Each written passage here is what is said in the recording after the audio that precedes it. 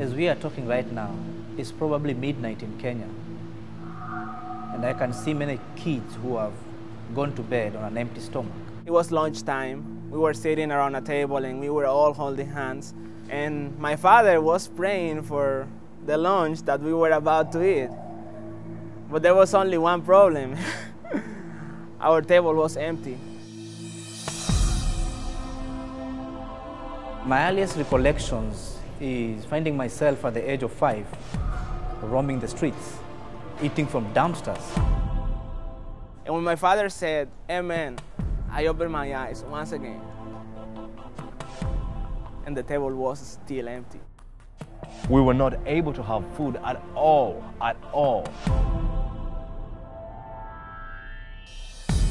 We were forced to live with 17 of our other relatives in a very small shanty. Shacks that are bumper to bumper, no toilets. A lot of crime. If you want to be out of poverty, then you have to deal with drugs. No running water. There's a lot of rape for children. Disease was just all over the place. Some of my friends were actually sold into prostitution. Kids dying for preventable causes. And that's what I saw. And as darkness engulfs the place, the devil takes over.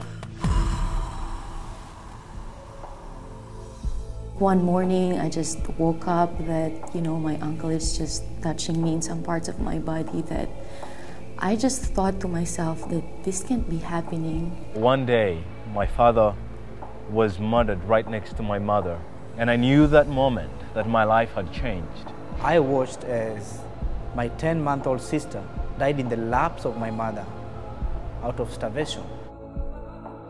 My relatives would always tell me, "Michelle, you are so ugly. You look exactly like your father.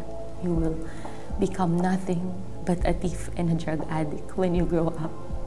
And those were the words that I heard from people whom I expected to love and take care of me. And that made me feel so shameful of who I am. Poverty had told me I am hopeless, I am nothing, and I believed that.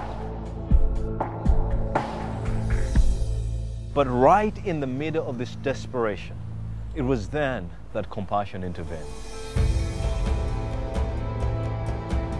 One Sunday morning, my Aunt Carol, she's the only Christian person that I know during that time, she woke me up and said that we have to go to this church, and she registered me, to become the 37th child in that Compassion Project. What joy and dancing came to my home at the news that I'd finally got a sponsor. I received my first letter. We wrote back and forth. And he told me, "You are my first friend outside my continent." She said words like, "Richmond, I love you. Richmond, I'm praying for you." And that lightened me up. My sponsor told me, "Michelle, you are beautiful. You are precious to us.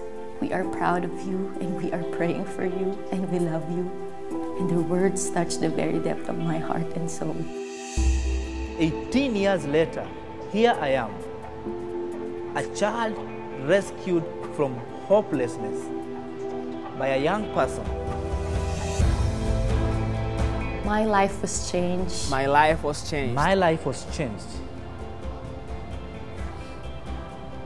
by a teenager who sponsored me. I was sponsored by a teenager. She was 15 years old. Her name is Ashley. One teenager changed my life. She was 15. Her name was Heather. I called her mom. There were 5 teenagers in the family. They had one telephone landline, and instead of having a second landline, they decided to sponsor a child. And that little child that was sponsored, that's me. My name is Michelle. My name is Tony. My name is Jimmy. My name is Richmond. And one act saved my life. And one act Saved my life. Saved my life. Will you act? The choice is yours. Sponsor a child through compassion today. Release a child from poverty. From poverty. In Jesus' name. In Jesus' name. In Jesus' name.